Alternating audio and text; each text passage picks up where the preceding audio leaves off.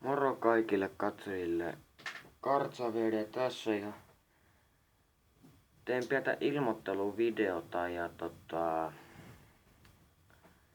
tää on oikeastaan mun viimeinen video Kartsaveden nimellä. Mulla on tullut koulussa ja vähän muuallakin sitä, että mä vaihtaan jotakuta, kun joku on tykännyt käyttää Kartsa-nimeä.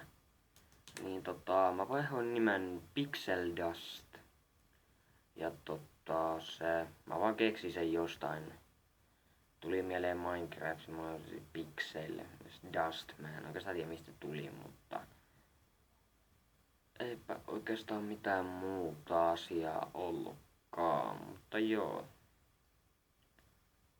Eli se on tältä videolta moikka, Pixel Dust tässä näin.